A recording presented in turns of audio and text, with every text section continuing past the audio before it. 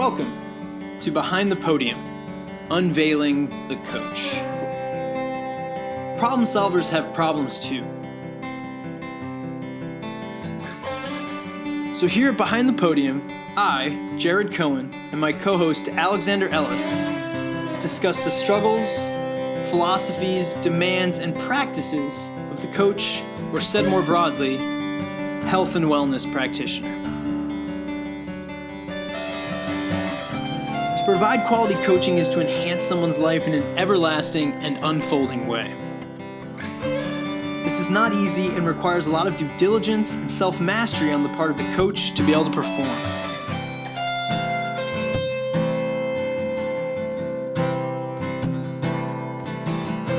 So without further ado, join us as we dig deeper into the depths of the coach's mind. Welcome back, or welcome to Behind the Podium, Unveiling the Coach. I am Jared Cohen. Join with me, my partner in crime, Alexandra Ellis. And today we are going behind the podium with a coach, comedian, podcaster, hip-hop dancer, martial artist, fellow SEALFIT KOKORO graduate, father, business owner, and ambassador of the Pursuit of Mastery. Specifically, this guest of ours owns and coaches at CrossFit LA, the School of Mastery in Santa Monica, California, and is the founder of the Positivity Project and the Mastery Method, formerly known as Context Coaching. Early adopters of our show should be familiar with the Mastery Method, which is programming that intentionally differentiates between practice days, competition days, and mental toughness days. From our first episode with Matt Cipolla, who works at CrossFit LA, with today's guest. Without further ado, it is mine and Alex's pleasure to welcome Kenny Kane to Behind the Podium. Jared, I gotta say, you killed the intro. Yes! First of all, far too flattering for me, and wonderfully impressive, given that I don't know if you have an entertainment background of any kind, but said like a professional. So nicely done, dude. Well, thank you. I did have a short-lived radio station my freshman year in college. And it's been fun to get awesome, very accomplished people like yourself on the show and play with really pumping up these bios, because it's all true. I just get to wordsmith it. I did, my best friend and roommate in college did KDVS radio, which is the radio station up at Davis. And woo-hoo, right? That's yeah. what's up. Right. That's what's up. I don't know, Alex, if you ever listened to KDVS, but Never. he had the 1 a.m. to the 5 a.m. slot. And so, yeah, so I'd go and we had at one point a listener. So that was great. That is great. You Playing in singularity, killing it. yeah. Hey, you got to start somewhere. I'm sure many of us have, taught classes with one person or two people. And so, one listener is better than no listeners. You got to start I will somewhere. always take one committed person versus 10, 20, 30, 100 people that are not even in it 5%. Oh, yeah, totally. Yes. So I great. take that every time. Every Yes. time. Yeah, which is why I love this medium so much, because I think it really highlights that the deeper places you can go. And to your point, when I attended the Mastery Method seminar back in the fall of 2015, I remember you saying that was really deliberate, to make it a small group of people to have that vibe and that immersion. Yeah, teaching it, especially the stuff that we go into, there's no way to create any sort of quality control at this point unless you simply have a lot of time with the participants. Yeah. You go into this learning environment and part of the test is, okay, get up and let's see your work. So, doing it in a traditional sort of certification sense where you can fill a room with a lot of bodies doesn't make sense for what it is we're trying to deliver. It's just the content doesn't, it wouldn't serve the participant, nor would it serve, us as coaches and the product if we're to try to deliver it in a more consumable, more mass way. Yeah, it makes me think of just day-to-day programming when you're trying to jam too much in the class versus less is more, to the extent that you can really go deeper and not feel like you're having to rush through everything. Right. Mm-hmm. Yeah, I mean, especially when you over-program, because I've had, that experience as well. And then as the coach, you end the course feeling like, man, I suck. I didn't get through it all. Yeah. When really it would have just been easier to master a few things really, really well than a bunch of stuff kind of so-so. Well said. That's something that we continue to struggle with is like we try, but part of one of the things that concerns me about populations moving at intensity or not at intensity is the quality of the movement itself. And so, there's a certain degree where you have to allow people to move just for the sort of the myelin mapping. Their muscles have to understand this is the pattern. Intellectually, you have to go, the pattern can be improved, and then emotionally there has to be a commitment to actually doing something about it. So there's a lot of pieces at play there, but I feel like, one of the things that we try to do is, and we are always on that verge of doing a little too much or over programming with the intent of just exposing people to get them to move. And sometimes, as you guys say, something is lost in that. And so, funny, one student's now the student. Okay. Yeah. Well, I think there's always the balance of it as well. Because I know, like in my own personal practice, I spend a lot of time being very exact with my movement.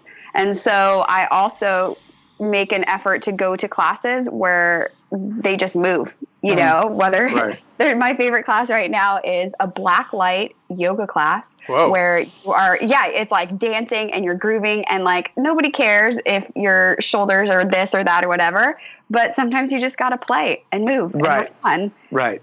And then you can go back to being very controlled. Yep. Word.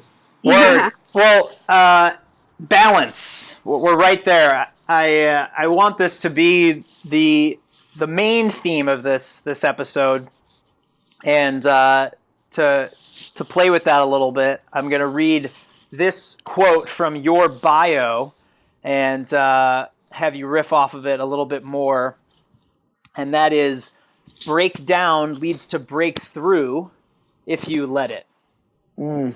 So my first question to you, and then you can feel free to take it anywhere, is at what cost? At what cost are we? Should we be thinking about or trying to apply this essentially perceptual shift related to this idea of breakdown versus or eventually breakthrough? Yeah, well, let me add a little history to that, in that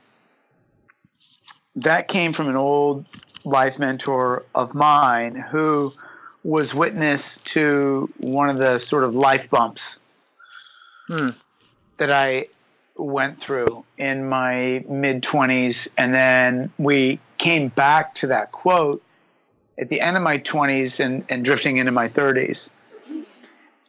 And he said it at a time where what's funny is sometimes as coaches, as mentors, he was a headmaster at the school, one of the schools that I used to teach at, and arguably one of the most intelligent people I've ever met. And I think he was going through some shit himself personally. And when he said that to me, he had a way of saying things with this sort of ferocious intensity, and it was always captivating. And when he would go there, you couldn't help as an apprentice, as a disciple, as somebody learning from him, to just be engaged and fully enthralled by like where he was taking you. And there was a long pause, and we were welcoming the kids to school, and that's what we used to do. We'd sit out at the front of the school, me being one of the younger teachers at the school and him being the headmaster, and our job, me to be very amicable and welcoming, and him to be the boss man, at this very prestigious school. And so as kids would kind of come in, we'd kind of like talk about what was going on in our personal lives. And then he was going through some sort of rough stuff with his wife, and he just reflecting on the pain that I was going through in a relationship at the time. He just said, breakdown leads to breakthrough if you let it. Yeah. And there's a big control issue there, because a lot of times I find that, especially in the circles that I like to run in, that there's a lot of control issues. So, and that sometimes can be, I think, very healthy, and that people are trying to navigate up, live healthier lives. The downside of always needing to control is that can create sort of a dark monster inside. And so there's a sort of the essence of surrender in that phrase, which I really appreciate. Yeah. And a word that I refer to often is kriya, which is a Sanskrit word for spiritual surrender. And at that time, I was kind of going through that, as was he. And that's always stuck with me. And so there's a lot of ways to look at that. Like if this is a podcast about coaching, there's a psychological and emotional component to that, where if you can help somebody get through their own sort of bullshit, they're going to be able to access another layer that they haven't found before. I think the challenge in that is, or the conduit to that is often intensity or some sort of very hard thing. That can be, a hard workout. It can be hard intellectually. It can be a max effort, moving a weight or something like that, or in Alex's world, pulling some sort of crazy inversion on a pinky finger or something like that. The crucible. I think the crucible. Yeah. Can you invert on one pinky? Yeah. And hold it? I don't know. Is that a thing, Alex? So working on it. No, in time, she says. So, I found through the years, whether it be the space which I currently mostly live in, which is sort of this CrossFit-y space, but it can happen in so many other areas as well. And Jared, the question is, at what cost? So if it's a repeated physical cost, it continues to break down, and you're not actually, or if you're starting to destroy the process of breakdown and rehabilitation, which is cellular, which is very physical, which is just the principles of, it's a SAID principle. You expose yourself to certain intensities, and your body continues to improve basically with its capacities. Now, overdone, you see a decrease in those capacities. And then what I've found is that you start to break people down too much, too often physically. Well, the psychology of that starts to become very depressive. And then just the emotionality that it takes to go to those difficult places is not a resource that people want to start to exhaust emotionally, if that makes sense. Right. So at what cost? Well, there's a physical cost, there's a mental cost, and there's an emotional cost to any sort of physical practice. And, I'm a big proponent of, hey, there has never been a time when we understand physicality as much as we do now in the history of humanity. So we're seeing breath work that's been around for thousands of years in hundreds of iterations gets simplified and modified so that people who don't have much landscape of time in their day can use it as somebody in the monastic traditions may have 500-600 years ago, 1400 years ago, 2200 years ago, with the same degree of efficacy, because our ability to understand it is that much greater, and our ability to learn it and absorb it is also faster. Now, same thing with within the last 10 or 15 years, one of the amazing things that CrossFit sort of done is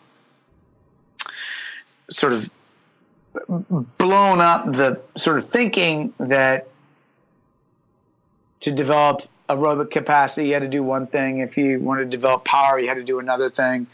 And what we've seen is that there's people who are developing both concurrently.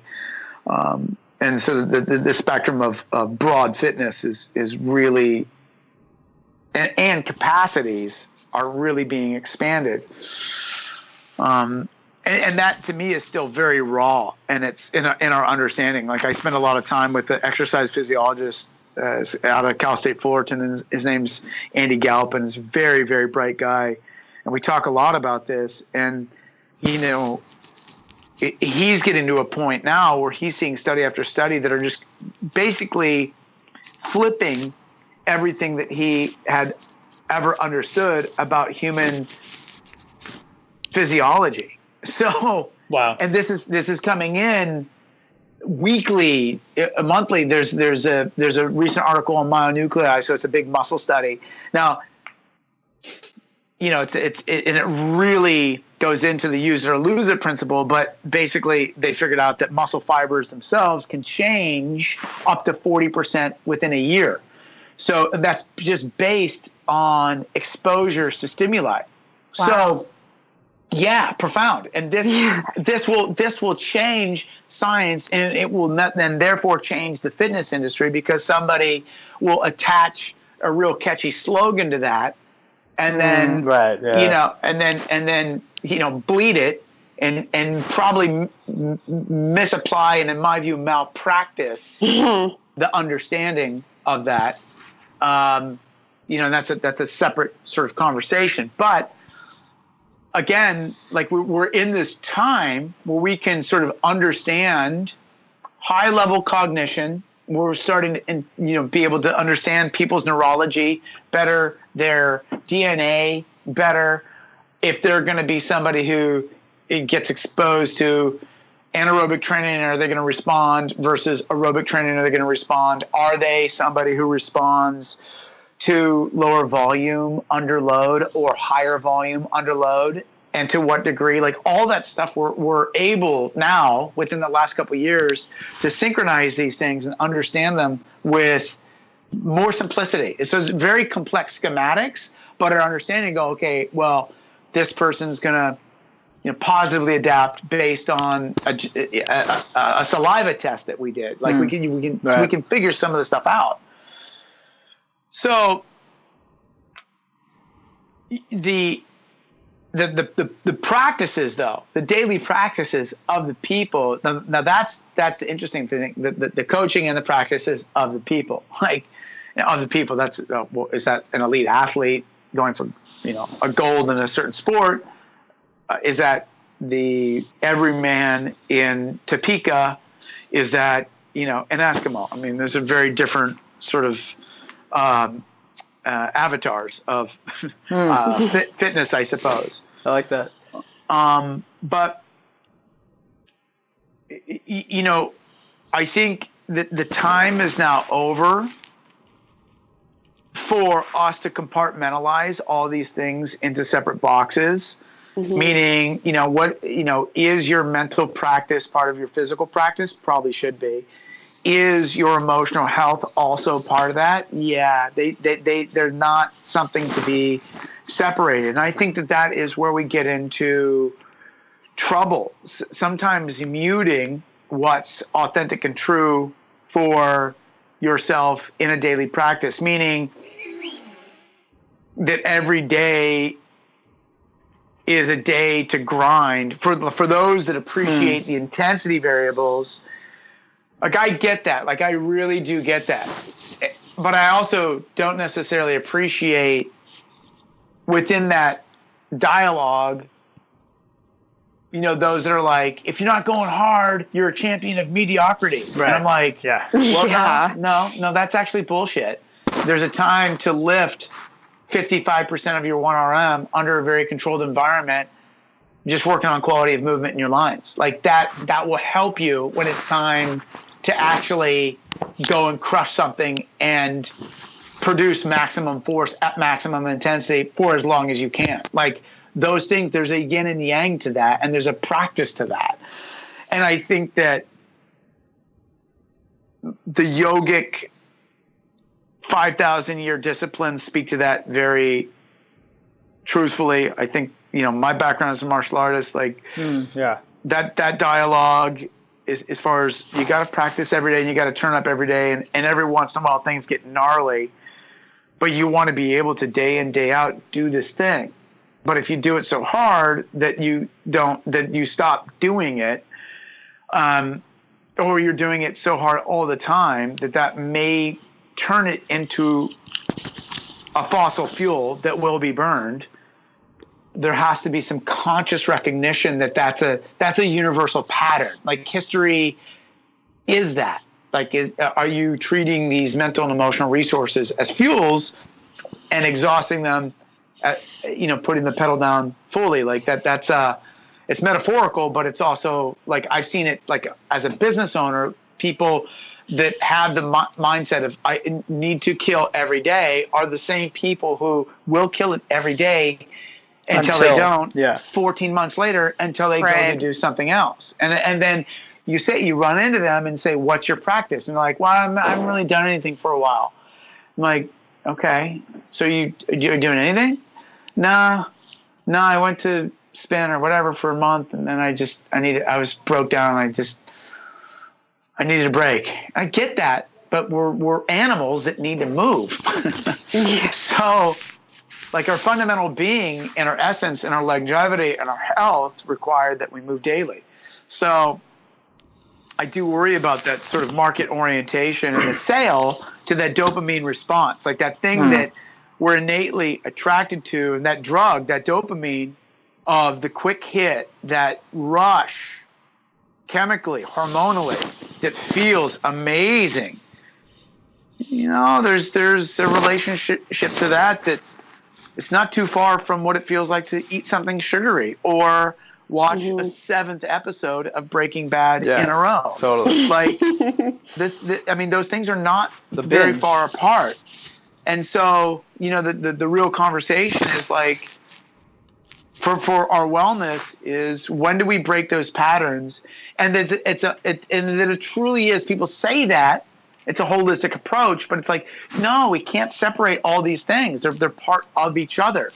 So, you know, having a physical practice isn't just, to me, checking off the physical box. It's like, well, shoot, there's got to be some integration of the other pieces in it as well, and because those things aren't separable. Yeah, no, it's so true too. And I think Jared and I, before you hopped on, were talking about that as well, that, when you're just doing one thing, at some point, you have to take a break. But for longevity, if you maintain this holistic and balanced approach where you are doing a little bit of the breath work, a little bit of the meditation, and then also the high intensity strength training and flexibility training, then you can continue to do stuff and still enjoy it, because there is variety in what you show up and do every day. Well, it becomes a practice, and it becomes less about ego and just about turning up, more about, like, the essence of the experience rather than the metric of performance. And essence of experience, for sure. And that's, people listening to this who are, like, into the metrics, like, I am just as much into the metrics as anybody. So don't mishear me, that those aren't valuable, insightful pieces that help us understand what is happening in your health. But if you remove that from the experience of it, you're like, I grew up in the fitness industry. Like I grew up around fitness. I grew up around elite athletics with my mom being who she was. Like you don't like, it's just the candle burns and then it goes out. And that is for the highest level athletes. That's perfectly appropriate for people that are willing to commit that resource and let it burn, let it die. That's beautiful. You just got to acknowledge that that's what it is. You can't call it like I'm gonna go hard and then expect it to be a long-term thing. It's like, no. Like you can absolutely go for it. If this is your thing, go for it. I'm not judging that, but know that. But own it and be honest about it, especially as a coach. And there's a price to it. There's a price to that. And I feel like there's a lot of malpractice. In an interview that I did recently, I used the word malpractice, and a colleague of mine was like, dude, that was a great phrase because it really does call into question what a lot of people are doing with their coaching. Like, are they doing it for their own ego? Are they doing it to have like the power of running somebody into a wall just so that they can fall over on the floor? And you feel, I mean, think about how symbolic that is.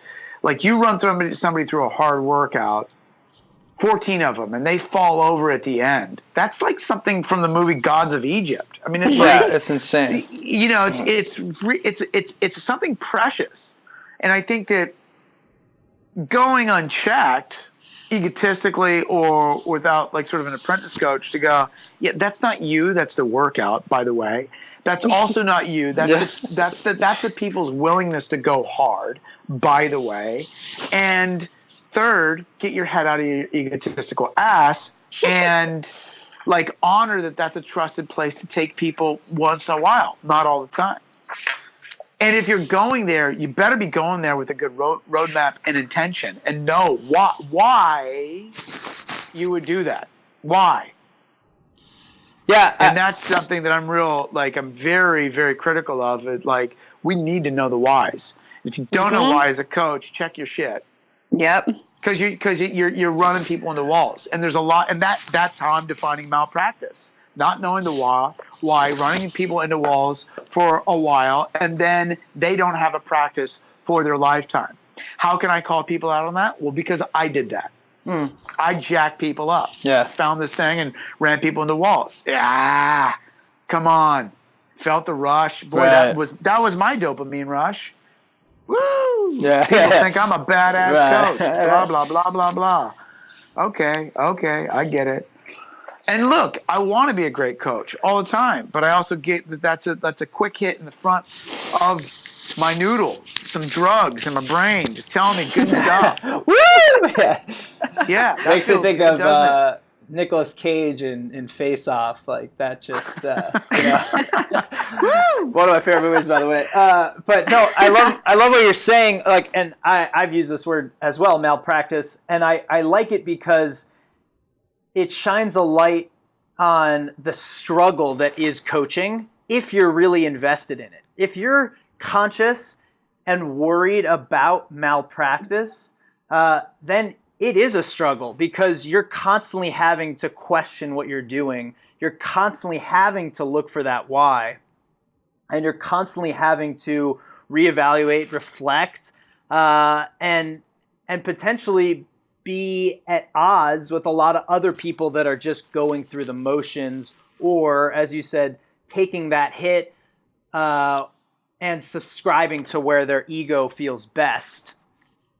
And that's what really saddens me because of how many people were then leading astray and missing opportunities to help because we didn't provide this education up front. Just a lot of, I think so much of it comes back to some of the front loading of important and correctional information. You know, how many people come into the gym with so many misconceptions about what they should or shouldn't be doing, how this is going to look, and what frustrates me is that there's a lot of coaches and business owners that are just feeding into that and letting them continue to believe what, some of these maladaptive thought processes, because it helps their business at the end of the day. It helps continue this cycle, which, as you spoke to as well, it's a cycle of a lot of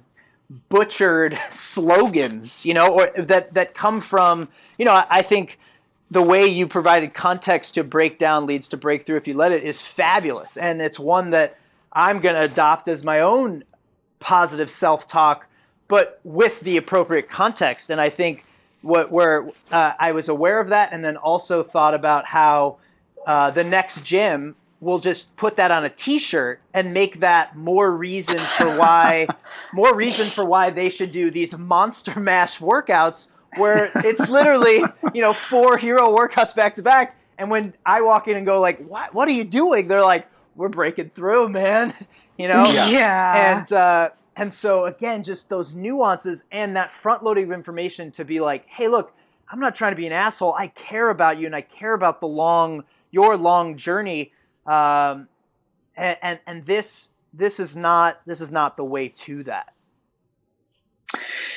Yeah, and that's hard for people to digest, because they get the rush of these experiences, and that becomes in and of itself addictive.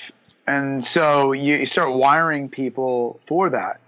And so that's the hit that they need.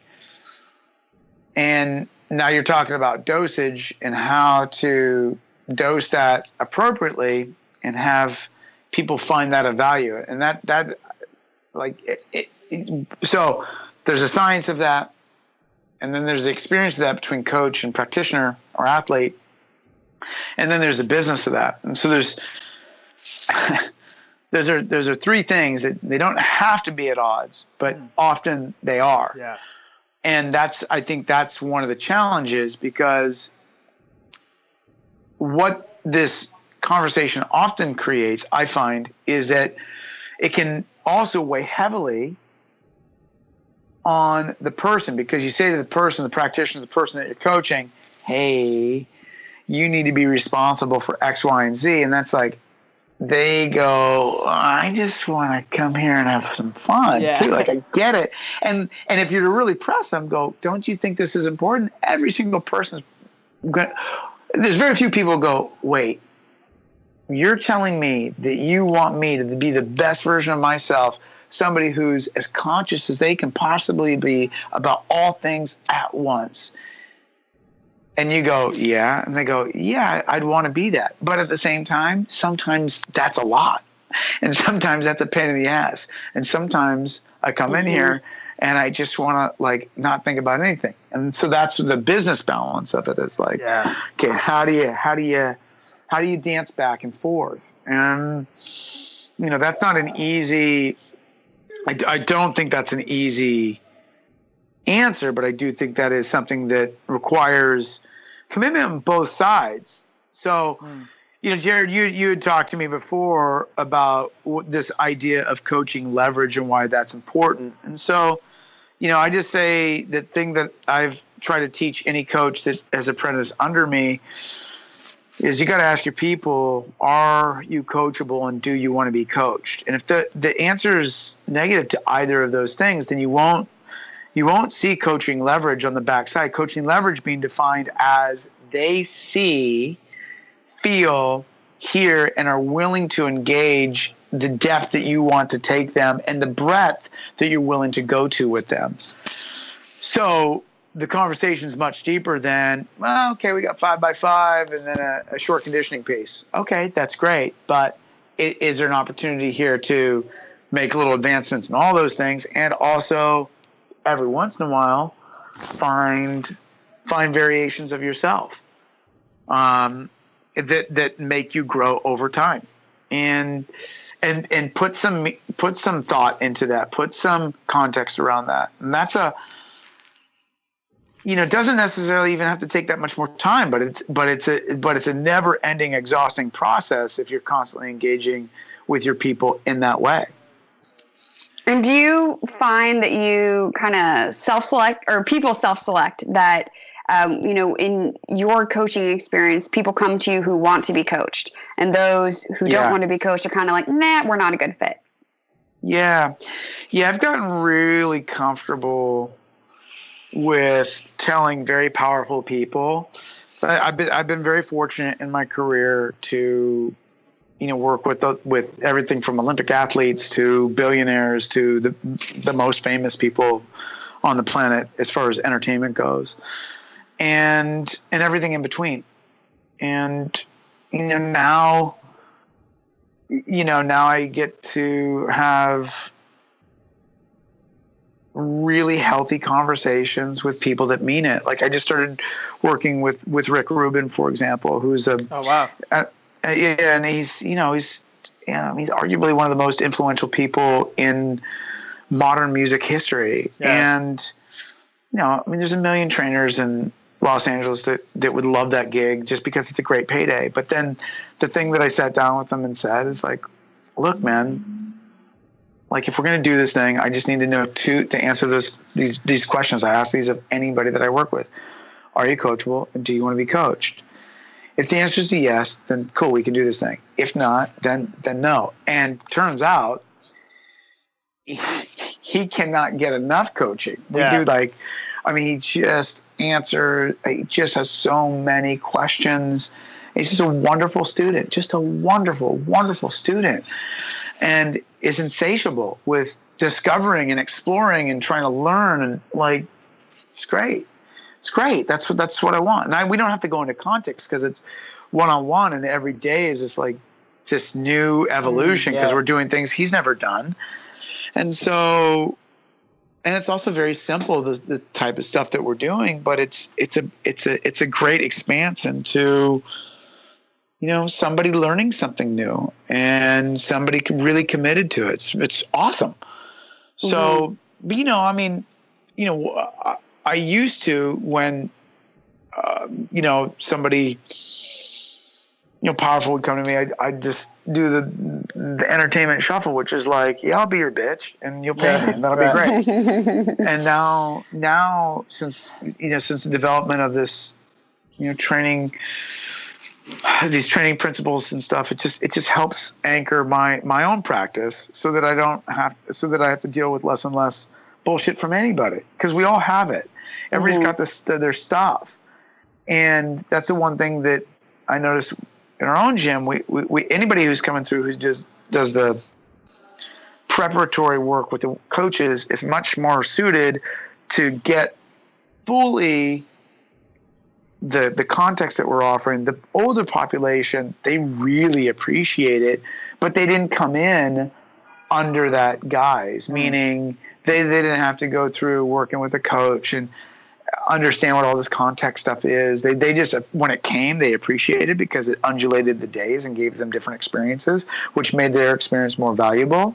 But the downside is that there was no sort of coaching opportunity, direct one-on-one coaching opportunity to develop the value in that to the depth that it could be for them. And that's my only regret. If I were to go back and do the whole thing again, I'd just go back and do one-on-ones with everybody at the gym and just spend time with them going, hey, you gotta, here's how you can handle this context thing. Cause we're still, 5 years into it now, having to explain it's a practice day. You don't have to kill it, and most of the people really get that, but there's a few that are like, I gotta kill it. It's like, no.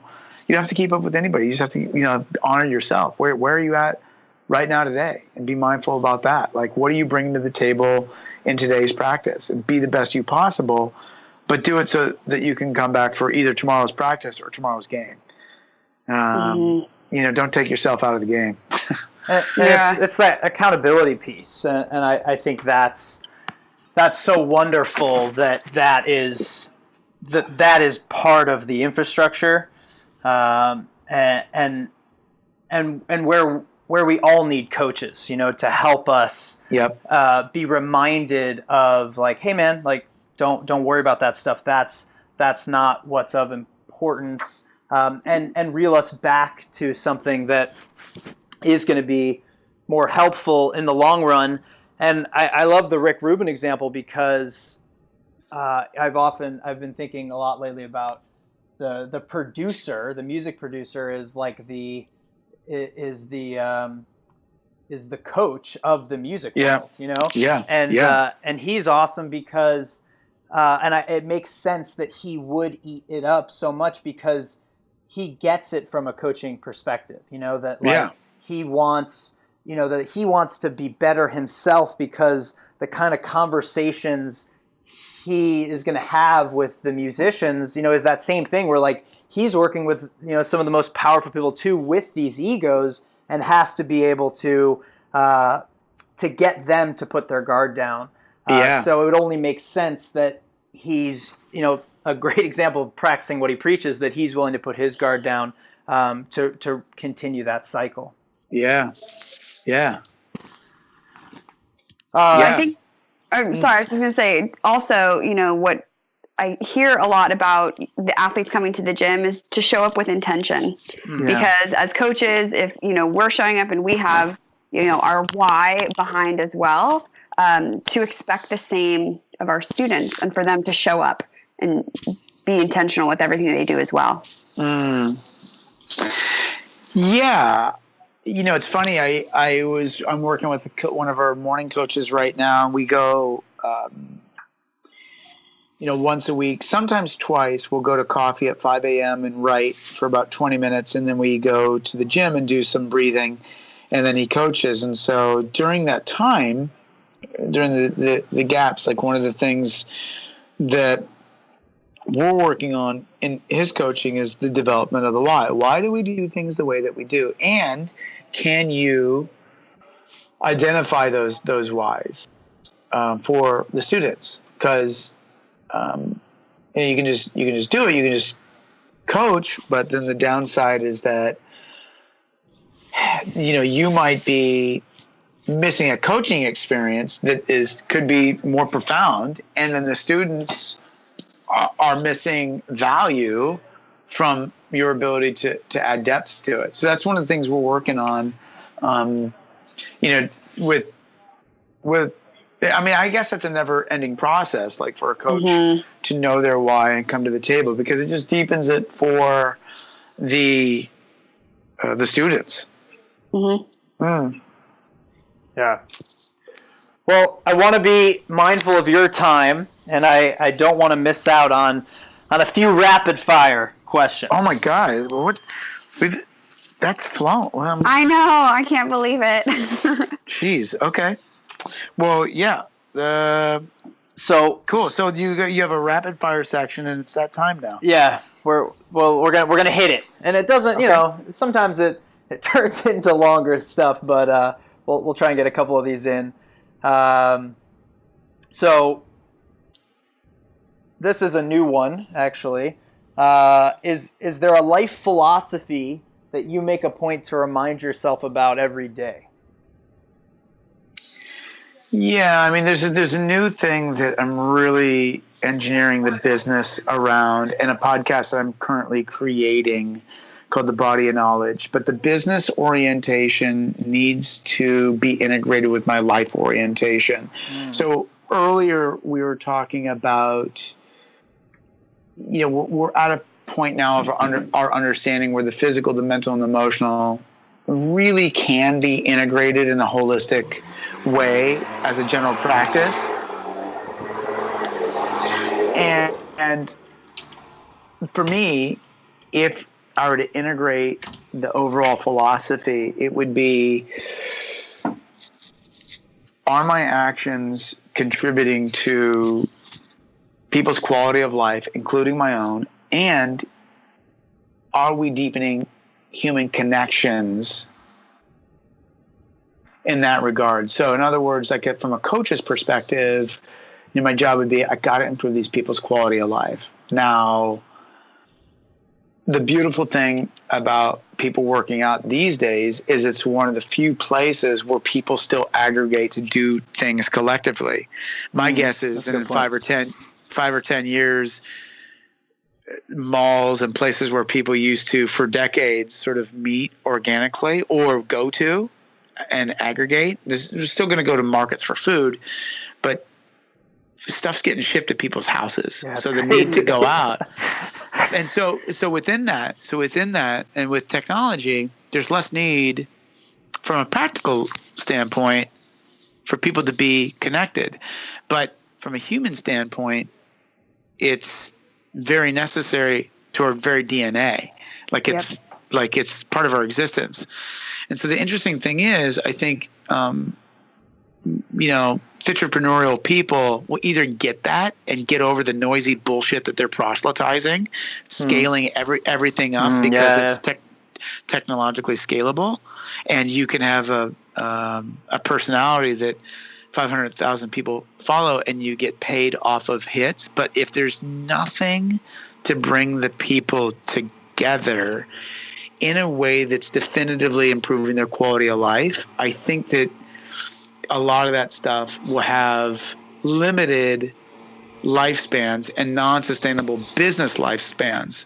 So I'm hoping the stuff that we're creating and cultivating, and that answer right there, changes it and really challenges the way that people think about what they're doing, because we are polluting the people that we come in contact with if we're not mindful of whys, first of all, but also, like, you got to be able to walk in daily and improve their quality of life and their human connection. Now, it's hypocritical of me to say that if I'm not taking care of myself, it's hypocritical of me if I'm not being a good husband or father and working on those connections in other parts of my life.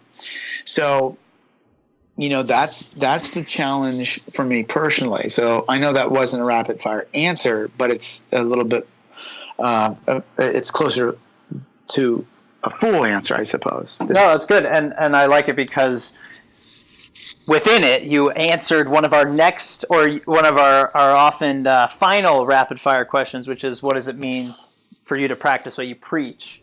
And that is very much integrated within a life philosophy that you're daily striving toward. I stay quiet on a lot of things because I know that, I've got a lot to work on. And so I feel like there's a lot of people in the space that will get very loud. Do this, do that, do this. This is the way to do it. And it's just sort of like, do you do that yourself? Yeah. Like, really, do you do that? Like, do you live that? Are you the thing?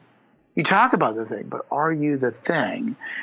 And, for me, it's just sort of like, with a lot of humility, especially the last couple of years, I mean, man, I've been really up against it. And so it doesn't make sense to be noisy in that. It's like, dude, just work with the people that I work with the coaches that I work with, handle my own shit, because there's tons to work through. And it's not about